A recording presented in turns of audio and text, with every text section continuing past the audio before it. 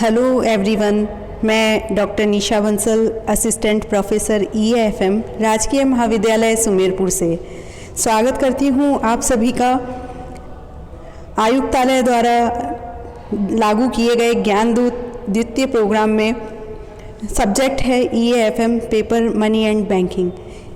इस कार्यक्रम के माध्यम से हम सभी सब्जेक्ट EAFM के बारे में टॉपिक्स के पर चर्चा करेंगे। डेली विभिन्न टॉपिक्स पर चर्चा की जाएगी। आज का अपना टॉपिक है मुद्रा की अवधारणा, कॉन्सेप्ट ऑफ मनी। जैसा कि आप सभी जानते हैं, मुद्रा वह धुरी है जिसके चारों ओर अर्थतंत्र चक्कर काटता है। प्रोफेसर मार्शल की एक बहुत ही अच्छी कोटेशन दी गई है, मुद्रा वह धुरी है जिसके चारों ओर अर्थतंत्र चक्कर काटता है, यानी कि समस्त अर्थतंत्र का केंद्र बिंदु मुद्रा को बताया है प्रोफेसर साहब ने। यहाँ पर हम मुद्रा के स्टार्टिंग की बात करेंगे। मुद्रा का आविष्कार कहाँ से हुआ, मुद्रा का चलन कहाँ से हुआ।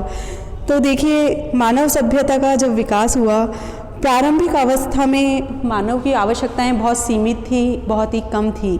लेकिन जैसे जैसे सभ्यता का विकास हुआ, आवश्यकताओं में निरंतर वृद्धि हुई और इन्हीं आवश्यकताओं में वृद्धि के कारण वस्तु विनिमय की आवश्यकता महसूस की गई और इसी के साथ वस्तु विनिमय युग की शुरुआत हुई। धीरे धीरे जैसे जैसे मानव की विनिमय आवश्यकताएं बढ़ी, मुद्रा के आविष्कार को जन्म मिला और समय और परिस्थितियों के अनुसार मुद्रा के स्वरूप में लगातार विकास की प्रक्रिया निरंतर चालू रही। मुद्रा के स्वरूप में लगातार परिवर्तन होते गए। तो यहाँ पर हम देखेंगे कि मुद्रा का स्वरूप लगातार बदला था। आखेट युग में पशुओं की खाल, खुर, चमड़ा, दांत, हथियार आदि सभी चीज़ें मुद्रा के रूप में काम में आने लगी। पशुपालन युग में पशु, दूध, ऊन आदि को मुद्रा के रूप में उपयोग किया जाने लगा। इसी प्रकार से जब कृषि युग का प्रारंभ हुआ, मुद्रा का स्वरूप भी बदला और अन्न, तंबाकू, नारियल, अंडे, सीप आदि सभी चीज़ों को मुद्रा के रूप में उपयोग किया जाने लगा।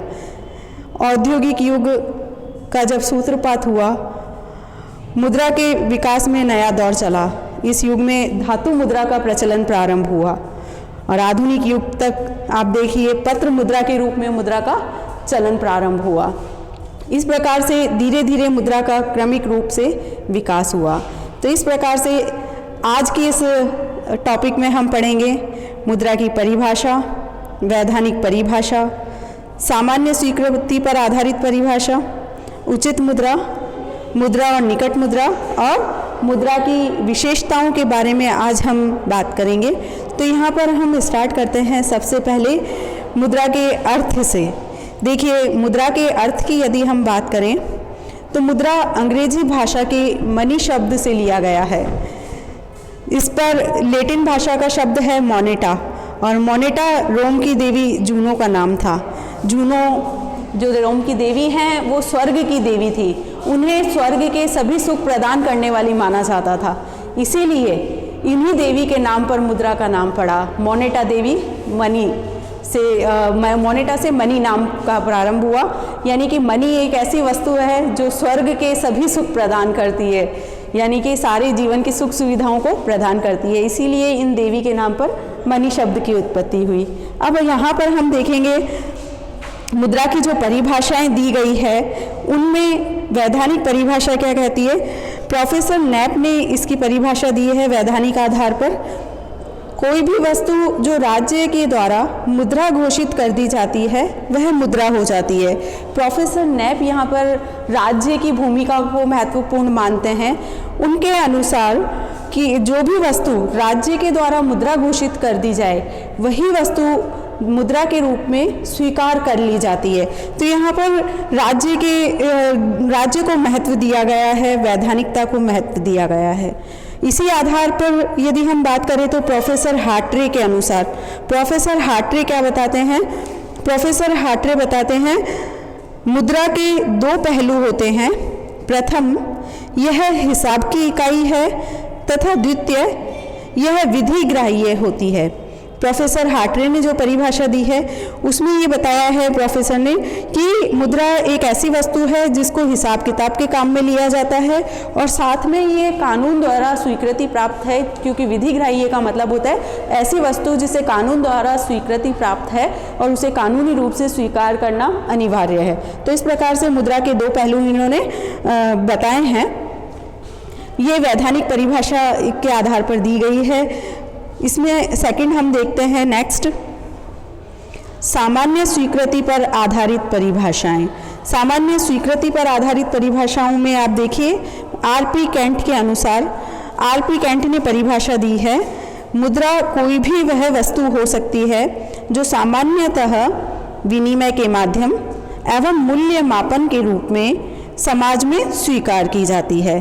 तो यहाँ पर मुद्रा के बारे में बताया गया कि ऐसी कोई भी वस्तु जो व्यक्ति समाज जनता द्वारा विनिमय के माध्यम के रूप में स्वीकार की जाए या वस्तुओं के मूल्य को मापने के लिए समाज द्वारा स्वीकार की जाए, तो ऐसी प्रत्येक वस्तु को इन्होंने मुद्रा माना है। नेक्स्ट देखिए, रॉबर्टसन के अनुसार मुद्रा वह वस्तु है जिसे विस्तृत क्षेत्र में दायित्वों के भुगतान के रूप में स्वीकार किया गया है। यहाँ पर रॉबर्टसन बताते हैं कि एक ऐसी वस्तु जिसे बहुत बड़े क्षेत्र में, बड़े एरिया में विभिन्न दायित्वों के भुगतान के रूप में यदि स्वीकार किया जाता है तो ऐसी सभी वस्तुओं को मुद्रा मान लिया जाता है। तो इस प्रकार से ये सामान्य स्वीकृति पर आधारित परिभाषाएं हमने देखी। आगे देखते हैं हम उचित परिभाषा। ये जो विभिन्न प्रकार की परिभाषाएं दी गई है, विभिन्न आधारों पर जो परिभाषाएं दी गई है, चाहे वो वैधानिक आधार है या सामान्य स्वीकृति पर आधारित परिभाषा है, इन सभी परिभाषाओं के आधार पर हम एक उचित रूप से बात कर सकते हैं कि मुद्रा क्या चीज़ है, ऐसी कौन सी वस्तु है जिसे मुद्रा के रूप में हम मान्यता दे सकते हैं। तो यहाँ पर क्राउथर ने एक परिभाषा दी है, मुद्रा कोई भी वह वस्तु है जो सामान्यतः विनिमय के माध्यम के रूप में स्वीकार की जाती हो और उसके साथ वह मूल्य के मापक तथा उसे संचय करने का कार्य भी करती हो। तो इस प्रकार से यहाँ पर कुछ विस्तृत परिभाषा क्राउथर ने दी है, उचित रूप से जो शो होती है हमें।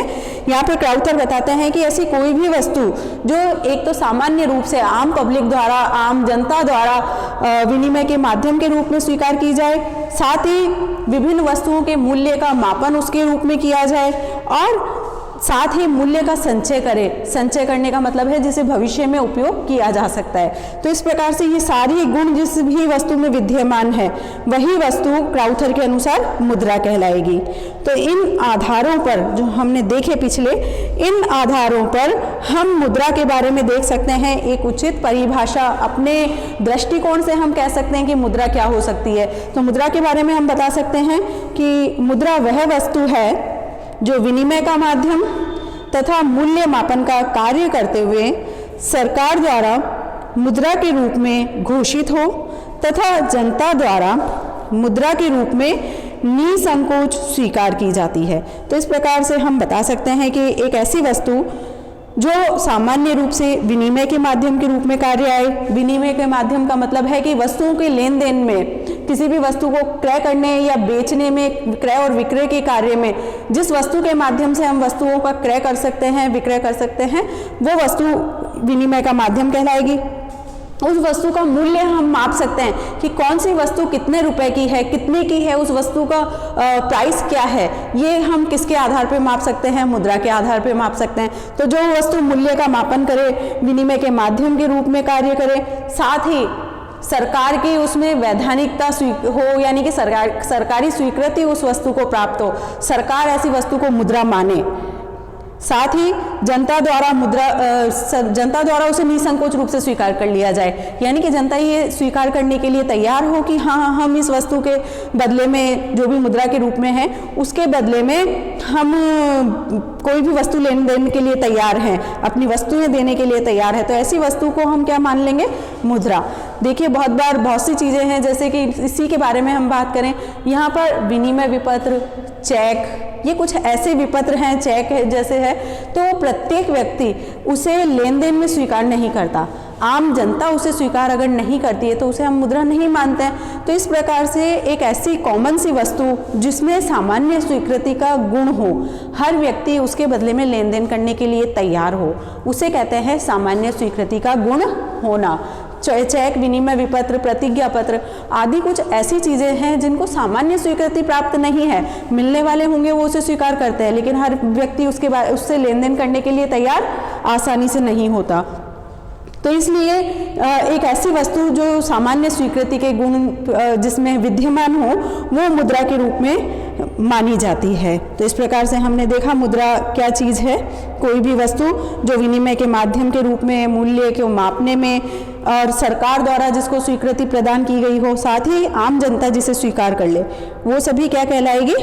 मुद्रा कहलाती है। तो यहाँ तक मुझे लगता है कि आपको मुद्रा के बारे में कुछ समझ आया होगा कि मुद्रा क्या हो सकती है, किसे हम मुद्रा कह सकते हैं। आगे देखते हैं हम। अब यहाँ पर जो हमने परिभाषाएं देखी है, उन परिभाषाओं के आधार पर मुद्रा में किन किन गुणों का होना आवश्यक है, ये हम देखते हैं। यहाँ पर देखिए, मुद्रा में सर्वमान्यता का गुण होना आवश्यक है, अर्थात विनिमय के रूप में मुद्रा की स्वतंत्र स्वीकृति होनी चाहिए। यहाँ पर हम बात करें तो सबसे पहला गुण होना चाहिए किसी भी वस्तु में सर्वमान्यता का, जो अभी अभी मैंने बात की है कि प्रत्येक व्यक्ति उसके बदले में लेन देन करने के लिए तैयार हो जाए, अपनी वस्तुएं देने के लिए तैयार हो जाए, तभी उस वस्तु को हम मुद्रा के रूप में स्वीकार कर सकते हैं, मुद्रा मान सकते हैं। तो सबसे पहला गुण होना चाहिए उसमें कि सर्वमान्यता का गुण हो, सभी द्वारा उसे स्वीकार किया जाता हो। साथ ही देखिए, सेकंड गुण है इसमें, मुद्रा वस्तुओं के मूल्य मापन का कार्य भी करे। विभिन्न वस्तुओं के मूल्य को मापने का कार्य भी करना चाहिए। कौन सी वस्तु कितने की है, उसकी क्या कीमत है, ये निर्धारण मुद्रा के माध्यम से किया जाता है। तो ये इस प्रकार से वस्तुओं के मूल्य को मापने का गुण भी मुद्रा में विद्यमान होना चाहिए। नेक्स्ट देखिए, मुद्रा द्वारा विनिमय का माध्यम, मूल्य मापन का साधन, ऋणों का भुगतान तथा मूल्य संचय का कार्य किया जाना आवश्यक है। यहाँ पर देखिए, आप विनिमय का माध्यम में बता चुके हूँ, मूल्य मापन की बात हम कर चुके हैं। अब आते हैं ऋणों के भुगतान पर। ऋणों का भुगतान यानी कि जो भी ऋण हैं उनका भुगतान उस वस्तु के रूप में किया जा सके, उसे मुद्रा हम मान सकते हैं। तो मुद्रा में ऋणों के भुगतान करने की क्षमता होनी चाहिए, साथ ही मूल्य संचय का उसमें कार्य होना चाहिए, मूल्य संचय का गुण भी उसमें विद्यमान होना चाहिए। आप देखिए, मुद्रा के द्वारा हम किसी भी वस्तु के मूल्य का संचय करके रख सकते हैं। कौन सी वस्तु कितने की है, उसे खरीदा, आपने भूमि संपत्ति खरीदी, भूमि संपत्ति को तुरंत आप कैश में कन्वर्ट कर सकते हो। तो मुद्रा के माध्यम से उस संपत्ति का हमने मूल्य का संचय करके रख लिया, ये कहलाता है। ये सारे गुण जिस वस्तु में विद्यमान है वो वस्तु मुद्रा कहलाने के योग्य होगी। आगे बात करते हैं हम निकट मुद्रा। देखिए, मुद्रा की जो अवधारणा है उसमें एक अवधारणा आती है मुद्रा और निकट मुद्रा।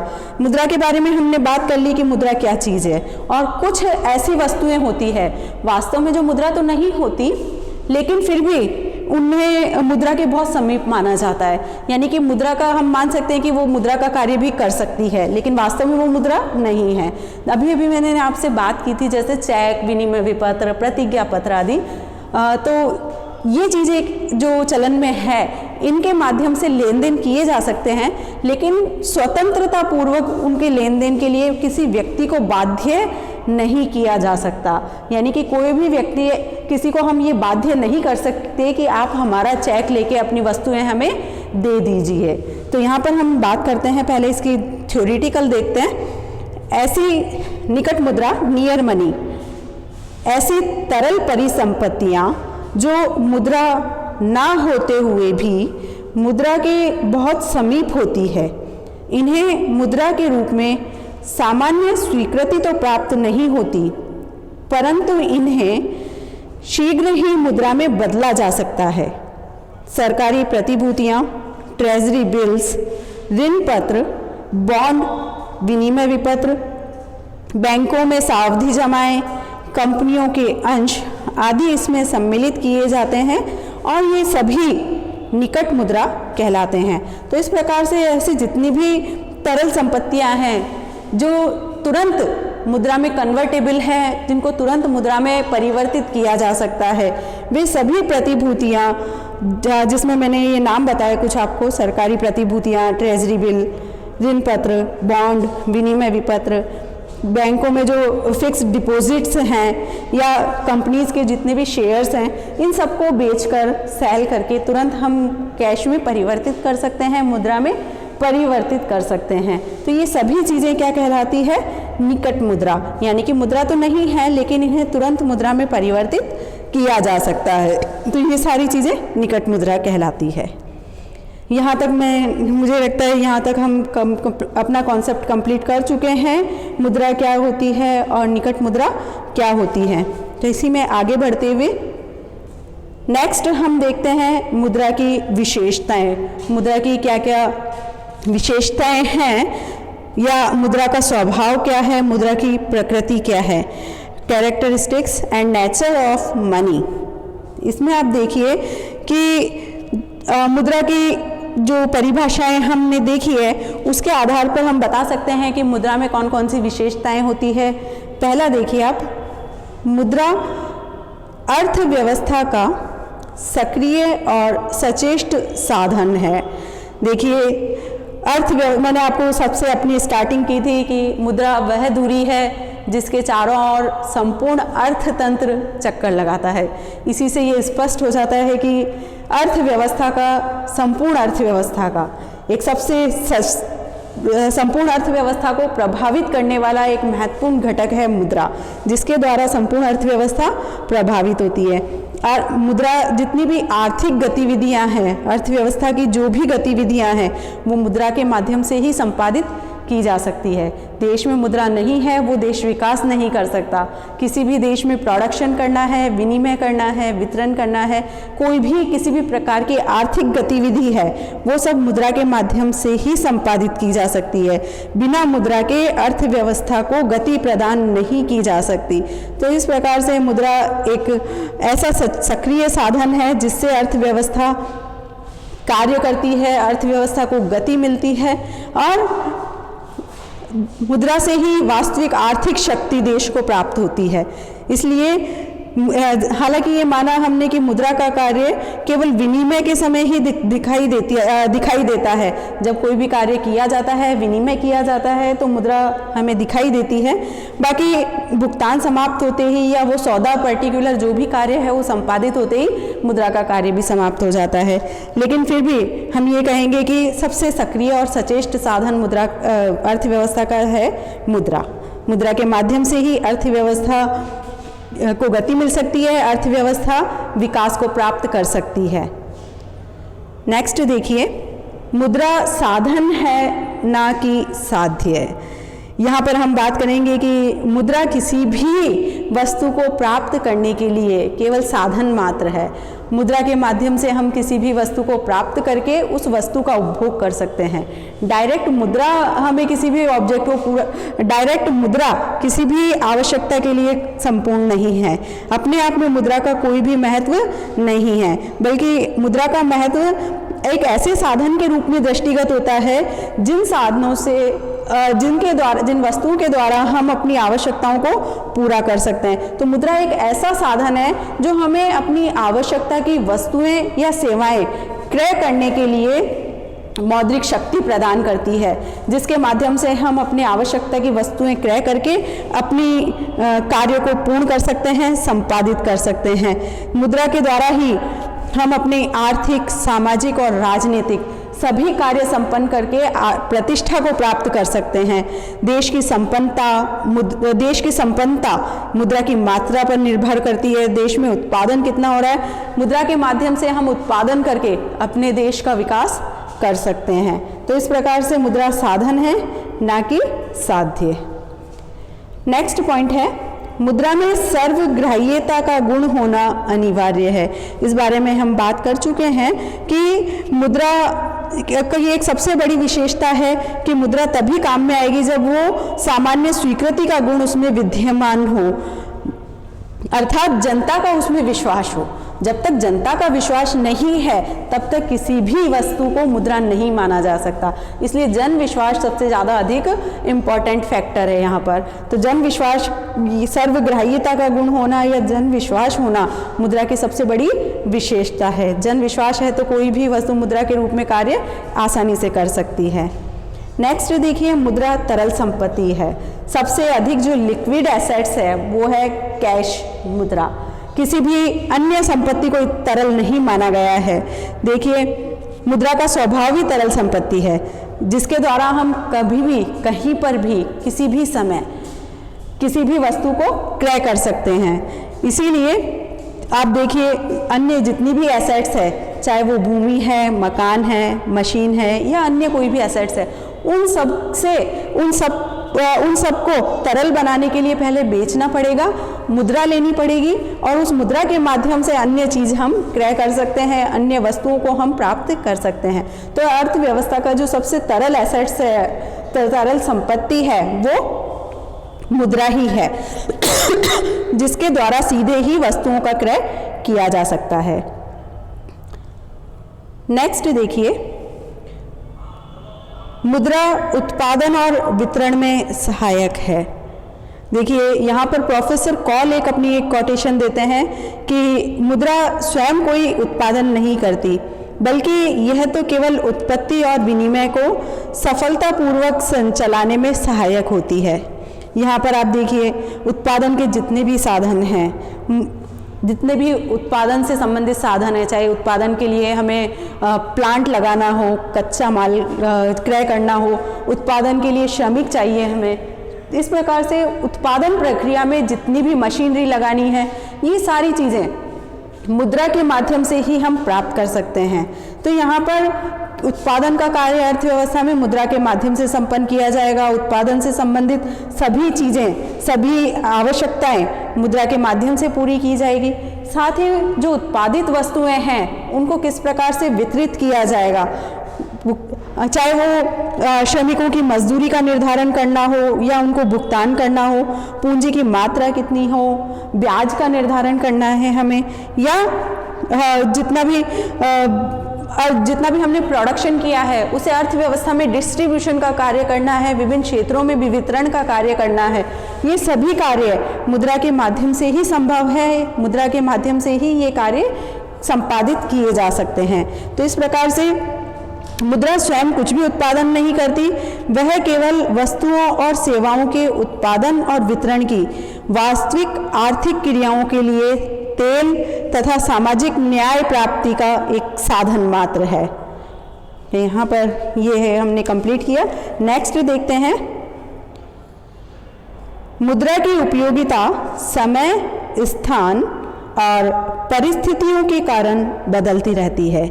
यहाँ पर देखिए, आपकी मुद्रा की उपयोगिता अलग अलग है, मुद्रा की उपयोगिता में भिन्नता पाई जाती है। प्रत्येक व्यक्ति के लिए मुद्रा की उपयोगिता अलग अलग है।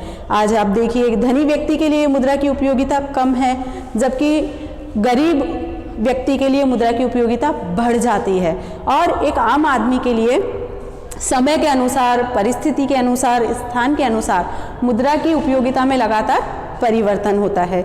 यहाँ पर मैंने बात की आपसे व्यक्तियों के बारे में। अर्थव्यवस्था के बारे में हम देखें, अर्थव्यवस्था को आपने देखा होगा कि अर्थव्यवस्थाओं के जब हम प्रकार देखते हैं, कुछ देश पिछड़ी अर्थव्यवस्था में हैं या कुछ देशों की अर्थव्यवस्था पिछड़ी अवस्था में है, कुछ देशों की अर्थव्यवस्था विकासशील अवस्था में है और कुछ देश विकसित अवस्था को प्राप्त कर चुके हैं। तो यहाँ पर जो पिछड़े देश हैं उन्हें अपना विकास करने के लिए, अपने देश की अर्थव्यवस्था को गति प्रदान करने के लिए पर्याप्त मात्रा में मुद्रा चाहिए, तभी वो अपने संसाधनों का उपयोग कर सकते हैं, देश में विकास कार्य को प्रगति प्रदान कर सकते हैं। तो यहाँ पर पिछड़ी अर्थव्यवस्थाओं वाले देशों के लिए मुद्रा की उपयोगिता लगातार बढ़ जाती है, क्योंकि उन्हें विकास का लक्ष्य भी प्राप्त करना है। और विकास का लक्ष्य तभी प्राप्त किया जा सकता है जब देश में पर्याप्त मात्रा में मुद्रा उपलब्ध हो, और जब मुद्रा प्राप्त होगी तो उन अर्थव्यवस्थाओं द्वारा, पिछड़ी अर्थव्यवस्थाओं द्वारा उस मुद्रा के माध्यम से विकास के लिए समस्त आवश्यक तत्व यानी कि नई तकनीक, नई प्रौद्योगिकी, अच्छी क्वालिटी का कच्चा माल प्राप्त करके ज़्यादा से ज़्यादा प्रोडक्शन किया जा सकता है और इसके आधार पर नए उद्योग धंधे स्थापित मुद्रा के माध्यम से नए उद्योग स्थापित किए जा सकते हैं, बड़ी मात्रा में लोगों को रोजगार प्रदान किया जा सकता है, रोजगार का सृजन किया जा सकता है। और जब इस प्रकार से देश में औद्योगिक वृद्धि होगी, औद्योगिक गति मिलेगी, देश को रोजगार सृजन होगा, तो देश पिछड़ी अर्थव्यवस्थाओं का भी लगातार विकास होगा। तो इस प्रकार से पिछड़ी अर्थव्यवस्थाओं में मुद्रा की उपयोगिता लगातार अधिक होती है। जो विकसित अर्थव्यवस्थाएं हैं उनमें मुद्रा की उपयोगिता कुछ मात्रा में पिछड़ी अर्थव्यवस्थाओं की तुलना में कम रहती है। यहाँ पर हम बात करें कि विकासशील अर्थव्यवस्था में भी मुद्रा एक महत्वपूर्ण घटक होती है।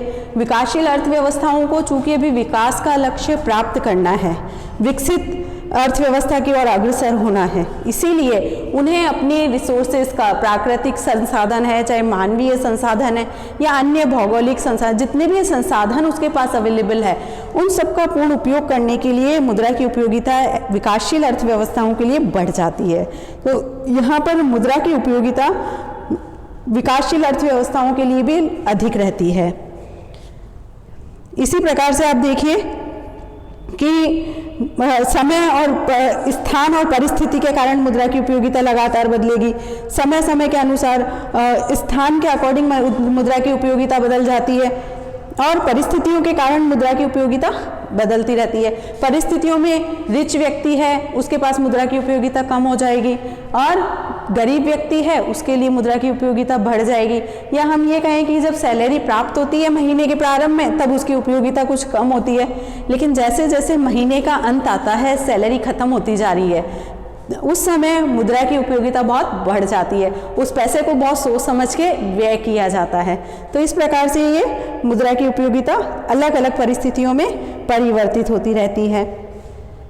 अगला पॉइंट देखते हैं हम, मुद्रा का सरकार द्वारा नियमन एवं नियंत्रण। तो मुद्रा एक ऐसी वस्तु है जिसका सरकार द्वारा नियमन और नियंत्रण किया जाता है।